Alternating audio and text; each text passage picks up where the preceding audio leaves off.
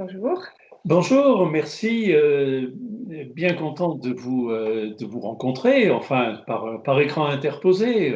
C'est effectivement de la question de la compréhension du phénomène dont nous allons parler, puisque Marie et moi travaillons depuis 20 ans pour ce qui me concerne et 10 pour Marie sur ces questions qu'on appelle de harcèlement scolaire. Le point de départ de notre réflexion va partir d'un constat, c'est que les pays francophones, la France bien sûr, mais aussi la Suisse et la Belgique, ont mis très longtemps à s'intéresser à la question du harcèlement. Ils ont eu plus de 30 ans. Songez que le premier texte dont on s'est beaucoup servi, le texte d'Anatole Picasse, qui ne fait pas que décrire le phénomène, mais s'efforce de le traiter, date de 1975, 1975 si vous préférez. Et il faudra attendre en France, en tout cas les années 2010, pour que on s'intéresse à ces questions. Donc il y a 30 ou 35 ans de silence francophone, et qui vont avoir des conséquences, et des conséquences lourdes. D'abord au plan du traitement des situations, bien sûr, mais aussi au plan de au plan de sa compréhension. Parce que le harcèlement est un phénomène complexe, et c'est un phénomène choquant.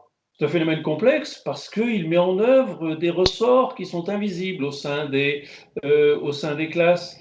Et il est choquant parce que ce sont des enfants qui souffrent, et ce sont d'autres enfants qui les font souffrir. Donc avouez tout de même que c'est difficile à penser. Et en face d'un phénomène à la fois complexe et choquant, eh bien, je crois qu'on a très souvent tendance à le simplifier, et le simplifier par des explications rassurantes. Et c'est très souvent ce qui se passe. Au fond, les débats qui ont eu lieu dans les pays scandinaves, n'ayant pas eu lieu dans les pays francophones, on a découvert le phénomène tardivement, et puis on a laissé l'émotion et l'indignation prendre la place sur la réflexion. Et donc nous sommes en face, je crois, pour comprendre ce phénomène, nous sommes en face d'obstacles. Et on sait qu'en épistémologie, pour comprendre un phénomène, il faut rechercher les obstacles qui s'opposent à lui. Et c'est donc bien en termes d'obstacles épistémologiques qu'on va essayer de poser le problème de la compréhension de la compréhension du harcèlement. Ces obstacles, nous en avons identifié trois, et on voudrait s'arrêter sur ces trois obstacles avant d'essayer de voir ce qu'on peut essayer de faire et ce qu'on a mis en œuvre pour essayer de traiter ces phénomènes. Alors, le premier obstacle qu'on a pu identifier, c'est celui du nom qu'on a donné à ce phénomène. On sait que dans les pays scandinaves, deux mots ont été utilisés pour désigner ce phénomène, deux mots qui sont d'ailleurs qui réfèrent à des définitions assez différentes du harcèlement, le mobbing d'une part, le bullying d'autre part. On sait aussi que certains pays comme le Canada ou l'Espagne ont choisi le terme d'intimidation qui nous plaît bien. Or, en France, le terme qui a été choisi, c'est celui de harcèlement, qui est...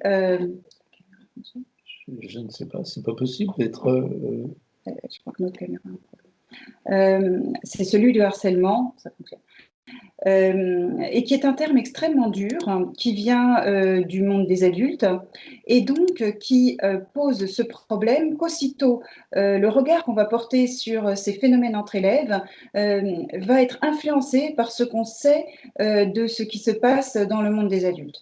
Or, évidemment, ça brouille complètement la compréhension du phénomène si on plaque sur le monde des enfants la vision de ce qui se passe dans le monde des adultes. Donc, il y a un problème déjà de regard. Mais un problème plus important, c'est sans doute que si on définit ces phénomènes entre élèves par un terme aussi dur que celui de harcèlement, comment pourrait-on empêcher les professionnels dans les établissements à se poser la question lorsqu'ils voient des enfants de 6, 7 ans qui ont voilà, qui se maltraitent d'une manière ou d'une autre, comment pourrait-on les empêcher de se dire est-ce que c'est vraiment du harcèlement ? hein, ce terme étant extrêmement, extrêmement dur. Or, il nous semble que l'enjeu, justement, dans le système scolaire, c'est d'éviter que ça devienne du harcèlement. Parce que quand on arrive au stade de quelque chose qui ressemble vraiment à du harcèlement, c'est qu'on s'y est pris trop tard, c'est qu'on n'a pas regardé les choses suffisamment tôt. Et il faut réussir à voir les choses suffisamment tôt. Et ça implique qu'on comprenne bien ce que c'est que ce phénomène. Il nous semble que finalement, pour comprendre ce phénomène, il y a un texte ancien, Madame Bovary de Flaubert, les premières pages de Madame Bovary de Flaubert, qui le décrivent extrêmement bien, et on aimerait partir de là. Oui, et c'est tout de même à remarquer, c'est que la littérature, enfin la grande littérature, a le mérite de parvenir à saisir en quelques lignes, en quelques pages, ce que des volumes de sciences sociales n'arrivent pas toujours à établir. Et effectivement, la première page de Madame Bovary, de Flaubert, 1856, donc pour sa première parution, commence par une scène qui décrit avec une précision presque chirurgicale une scène d'intimidation. On commence par l'enfance, ou la jeunesse de Charles Bovary. Charles Bovary a 15 ans. Lorsqu'il arrive dans une nouvelle classe et dans une nouvelle école, il est introduit en plein cours. Il est maladroit, comme n'importe qui le serait s'il pénètre dans un environnement qui n'est pas familier. Il est maladroit. En face de lui, qu'est-ce qu'il a? Il a un groupe de jeunes gens qui ne sont pas très différents de lui, mais qui se connaissent, ils ont leurs habitudes, leurs rites, leurs pratiques. Et puis, le quotidien d'une classe n'est pas si distrayant. L'arrivée de ce nouvel élève est un moment de distraction. Donc ils vont être moqueurs. Plus ils seront moqueurs, plus Charles sera maladroit. Plus Charles sera maladroit, plus ils seront moqueurs. Et on voit bien comment le harcèlement fonctionne comme un véritable piège. Piège dans lequel n'importe qui pourrait tomber. Soit comme victime, ou soit comme auteur. Parce que n'importe quel élève arrivant dans ce contexte-là sera maladroit et se fera moquer de lui.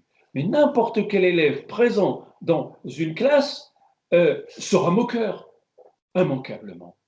Et on voit bien qu'il y a un troisième terme.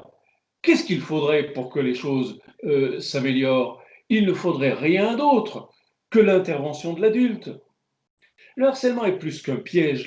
La métaphore que nous aimons bien utiliser, Marie et moi, c'est celle des sables mouvants. Dans les sables mouvants, si vous vous enfoncez, tout mouvement que vous allez faire pour essayer de vous en sortir, vous y enfoncera un peu plus. Dans le harcèlement, c'est pareil. Charles Bovary essaye de faire deux, trois choses pour essayer de se tirer d'affaire. Plus il fait quelque chose pour se tirer d'affaire, plus il s'enfonce. Il faudrait, dans les sables mouvants comme dans l'intimidation, il faudrait une main secourante. Il faudrait l'intervention, mais c'est celle qui manque justement aussi bien dans la fiction de Flaubert que dans la vie quotidienne des classes, c'est-à-dire l'intervention de l'adulte qui va tirer l'enfant de la situation dans laquelle il est enfermé. Et on voit bien que c'est ce qu'a très bien vu à travers ce texte très ancien, ce qu'a très bien vu l'auteur, c'est le fait, et ça va nous amener au deuxième obstacle, c'est le fait que n'importe quel élève peut tomber dans ce piège et que donc il n'y a pas de profil, contrairement à ce qu'on raconte, il n'y a pas de profil d'élève victime, pas plus qu'il y a de profil d'élève harceleur. Oui, c'est vraiment le deuxième obstacle à la compréhension du phénomène. Effectivement, Charles Bovary, c'est vraiment Monsieur Tout-le-Monde. Et l'élève victime, de même que les élèves qu'on appelle intimidateurs, sont aussi des élèves tout à fait ordinaires, qui ressemblent aux autres. Alors qu'on se rend compte qu'une des tendances, c'est d'essentialiser tous ces élèves et de leur attribuer des caractéristiques.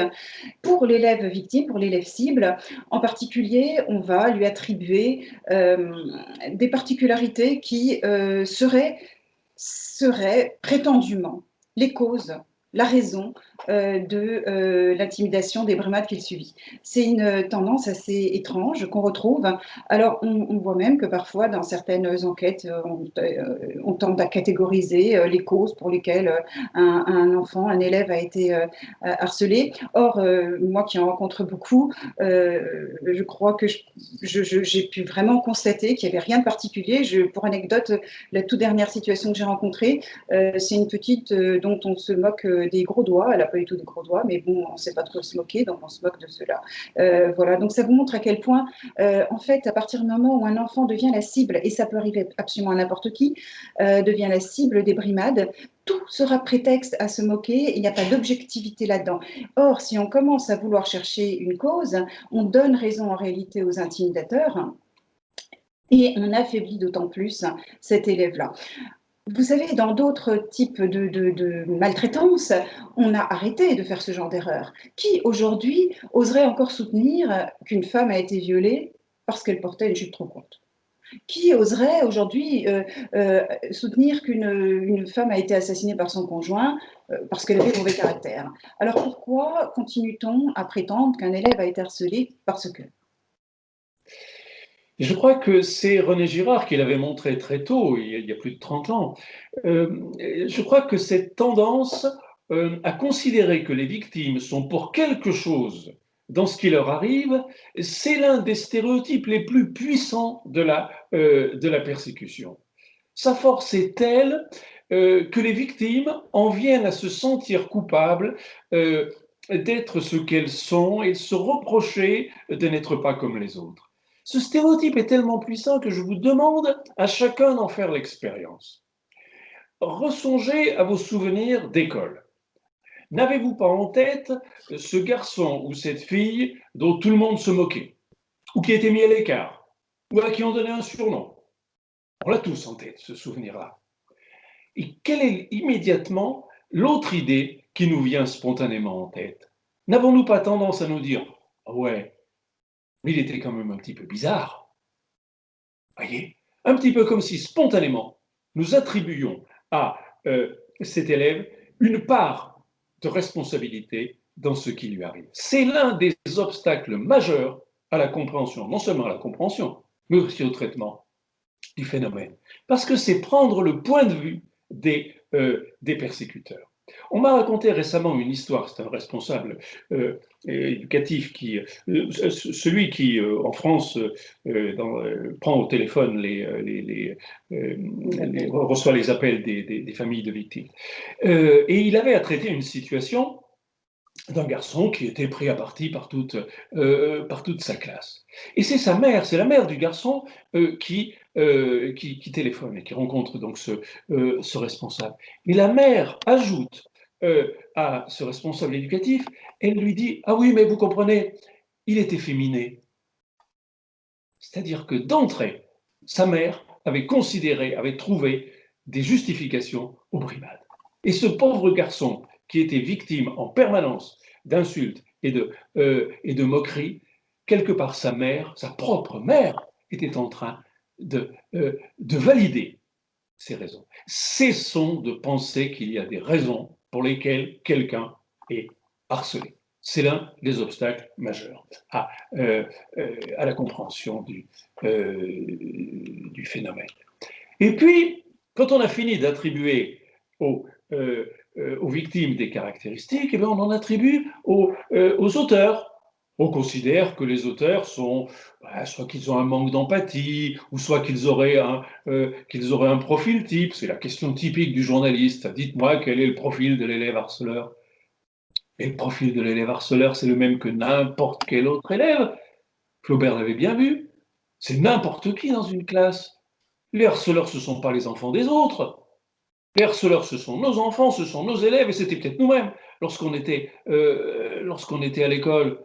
Pour avoir, grâce à la méthode qu'on développe, rencontré des centaines d'élèves ayant pris part à des phénomènes d'intimidation, je peux vous assurer que ces élèves sont absolument comme les autres, mais ils sont pris dans un piège, comme les autres.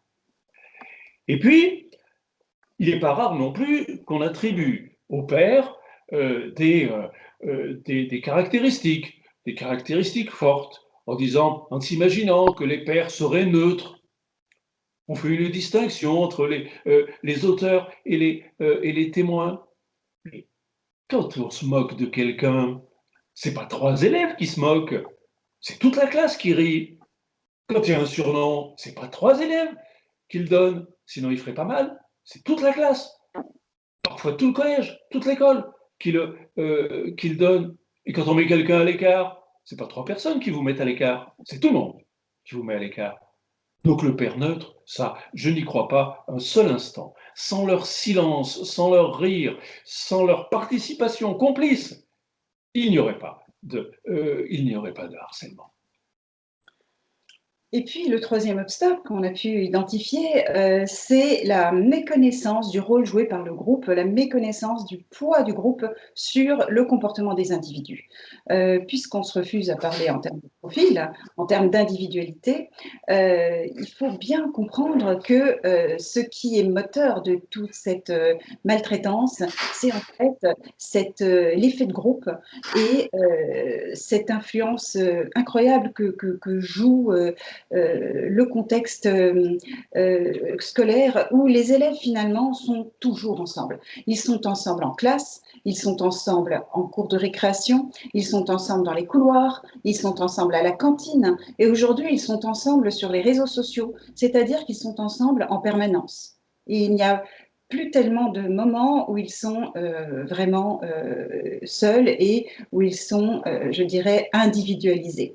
C'est très compliqué pour eux d'échapper à l'influence du groupe, étant tout le temps pris dans les interactions avec le groupe.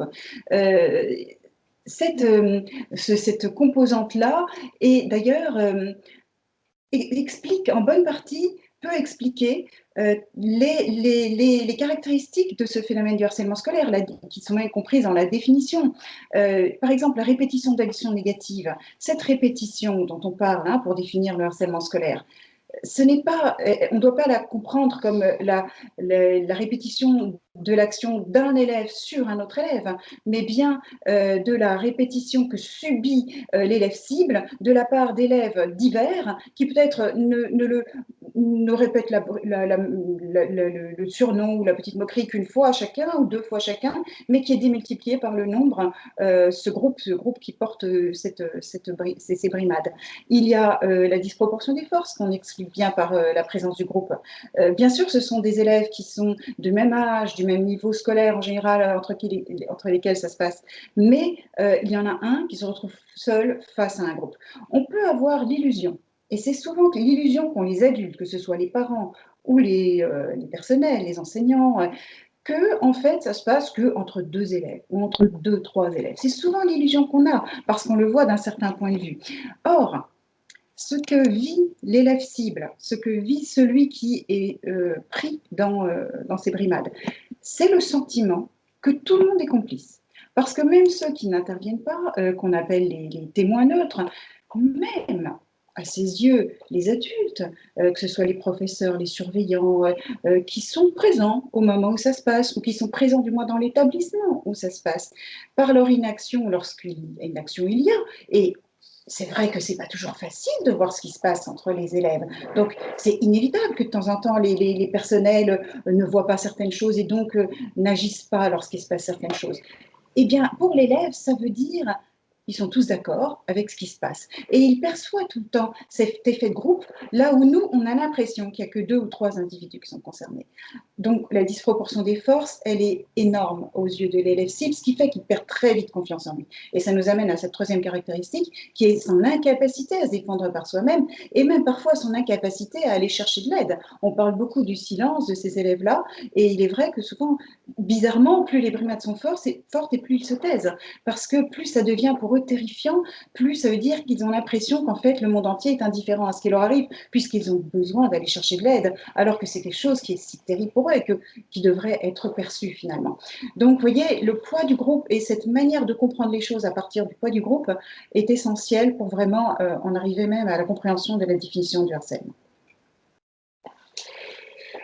Donc, on voit bien que les professionnels ont besoin de se débarrasser, j'allais dire, d'un certain nombre de stéréotypes, d'un certain nombre de préjugés pour parvenir à traiter, à aborder ces phénomènes et à pouvoir les traiter, car c'est bien de cela dont c'est bien de cela dont il est question. Et ce que nous avons, c'est ce qui nous a rapprochés, Marie et moi, depuis plusieurs années, c'est cette volonté non seulement de comprendre le phénomène, mais aussi de mettre en œuvre dans les établissements un certain nombre de dispositifs qui permettent d'arrêter ces situations. Je ne sais pas si l'on parviendra, c'est sans doute un rêve, à prévenir le harcèlement, à faire qu'il y ait un jour une école sans harcèlement, je n'en sais rien. Ce que je peux souhaiter, ce que nous pouvons souhaiter, c'est qu'un jour, il y ait dans chaque établissement une équipe qui soit à même de traiter une situation sitôt qu'elle prend naissance. C'est pour ça tout à l'heure, Marie disait qu'il ne faut surtout pas attendre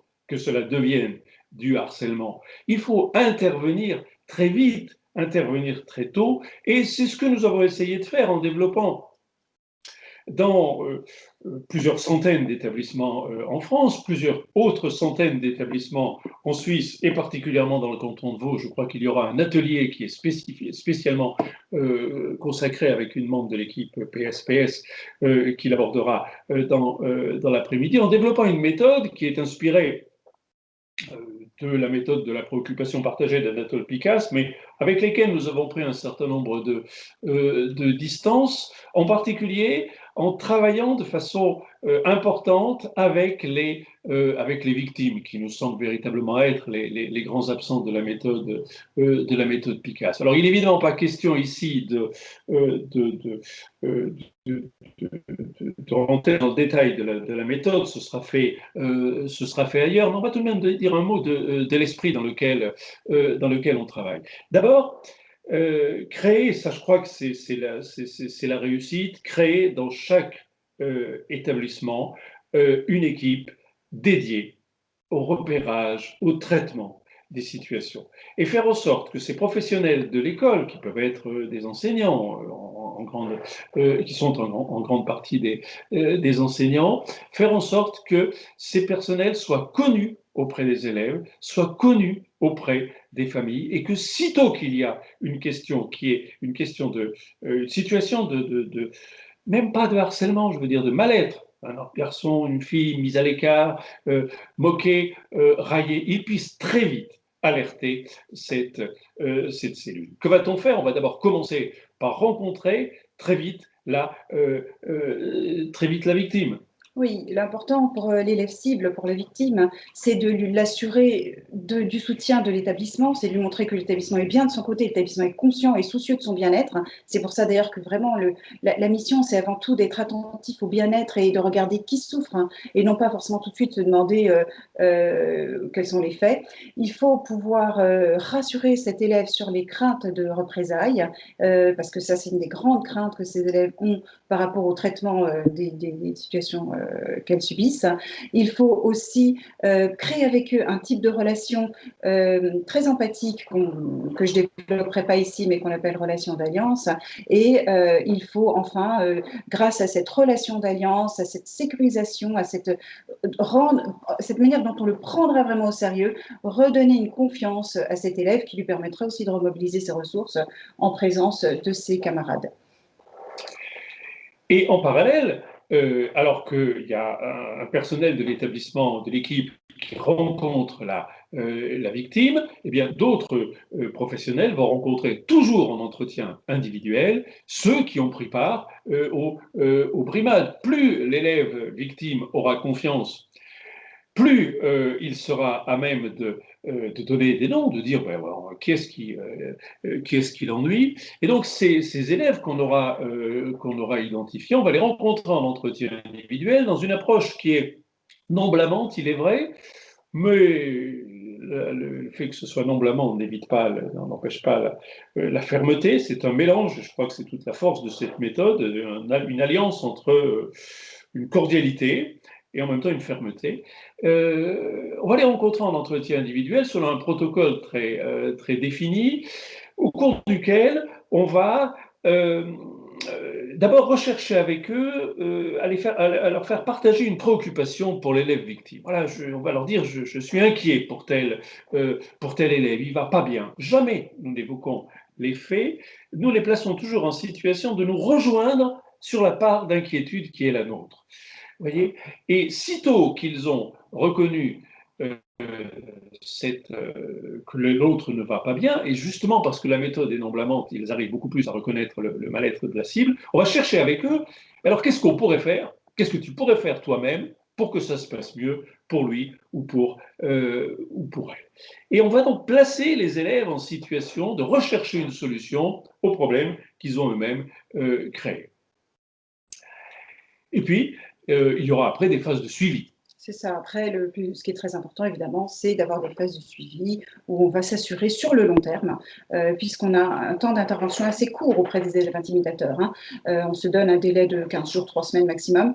Mais ensuite, les phases de suivi, ce délai est très important. Il permet aussi de vérifier que la méthode fonctionne. Sinon, évidemment, il faut passer à autre chose. Hein. Voilà. Mais on a ensuite des phases de suivi, même lorsque les choses se sont bien résolues, pour vérifier dans le temps que l'amélioration est pérenne. Parce que comme tout processus éducatif, et cette méthode est éducative, c'est la répétition qui fait l'efficacité. Il faut parfois repasser par certains points avec les élèves, c'est tout à fait normal. Voilà. Donc le suivi peut s'étaler sur plusieurs mois, voire sur plusieurs années, surtout en ce qui concerne l'élève cible. Je ne sais pas si on a le temps de parler du sexting. Je pense. Oui. Voilà les grands axes de la, voilà, les grands axes de la méthode. Je sens bien que vous êtes en train de vous poser une question là derrière vos écrans. Vous êtes en train de vous dire oui, mais ils n'ont pas parlé du cyberharcèlement. Eh bien, si, justement, la méthode peut être utilisée dans les cas de cyberharcèlement si le cyberharcèlement fonctionne sur un modèle assez classique, c'est-à-dire que les brimades commencent à l'école et puis se poursuivent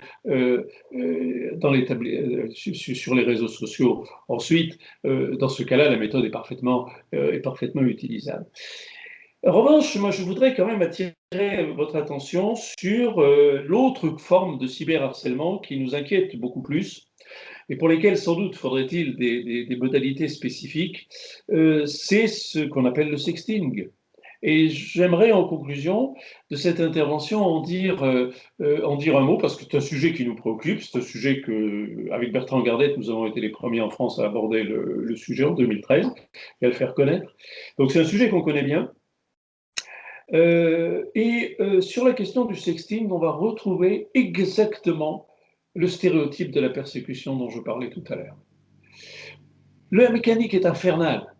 Une photographie a été prise dans un cadre privé, intime ou confié. Et par trahison de l'un des protagonistes, cette photographie ou cette vidéo est tout à coup mise en public. Elle est relayée immédiatement par toute une série de pères qui s'empressent de renvoyer la photo ou la vidéo à leurs camarades. Et à l'école, que font les pères? Au lieu, et là il n'y a pas de témoins ni de tous, hein, et là, que vont faire les pères? Ils vont tous s'en prendre à qui? Pas à celui qui a trahi, pas à ceux qui ont relayé. Ils vont tous et toutes s'en prendre à qui? À la victime. Et si des jeunes filles, car ce sont toutes des jeunes filles, ont euh, euh, mis fin à leur jour, je crois qu'il doit y en avoir 12, à ma connaissance, dans les 10 dernières années, connues, hein, seulement connues en Europe. Eh bien, si des jeunes filles en sont venues à mettre fin à leur jour, c'est bien justement à cause de ces campagnes de haine qui les ont ciblées. Voyez bien que dans une affaire comme celle-ci, au lieu de s'en prendre aux auteurs véritables, à qui s'en prend-on? Encore une fois, à la victime. Et les pères s'en prennent à la victime, ses camarades s'en prennent à elle.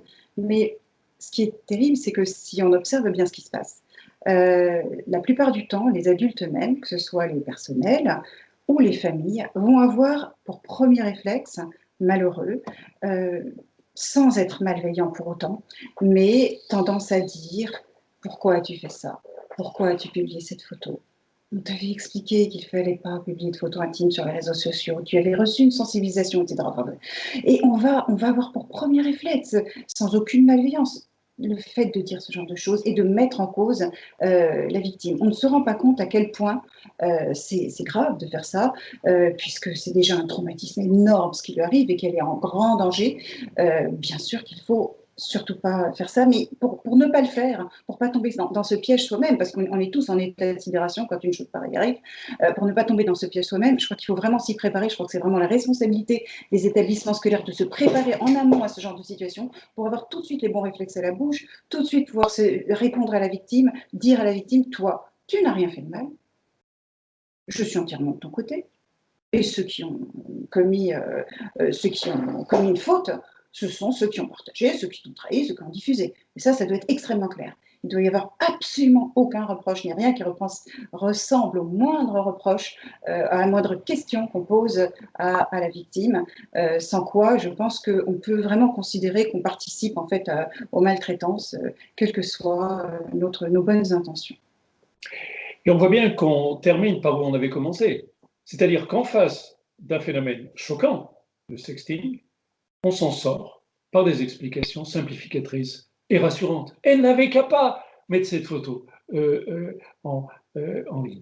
C'est pour ça que les équipes qu'on forme, on s'efforce de faire en sorte que dans l'équipe, il y ait quand même quelqu'un qui soit plus spécifiquement armé, j'allais dire un référent ou une référente sextime, qui soit armé des bons réflexes, qui ait les éléments de langage, comme on dit aujourd'hui, adaptés de façon à éviter les catastrophes. Parce que les situations de sexting que j'ai eu l'occasion avec Bertrand Gardet d'expertiser il y a un peu plus de 5 ans, quand on a écrit, il y a plus de 5 ans, il y a 8 ans, quand on a écrit notre texte sur le sujet, on s'est rendu compte que les jeunes filles qui avaient été poussées au suicide l'avaient été davantage par les campagnes de dénigrement de leur père et par l'absence de soutien des adultes, plus que par les faits eux-mêmes. Parce que les faits eux-mêmes, on les oublie vite. En revanche, la violence du harcèlement, on ne l'oublie pas. Voilà ce qu'on voulait essayer de présenter. Je pense que nous avons été rapides et nous avons parlé trop vite, mais nous voulions tenir dans les 40 minutes qui nous étaient imparties. Il en reste, si je bien compter, il en reste 6. Peut-être y a-t-il un moment pour les questions, je ne sais pas.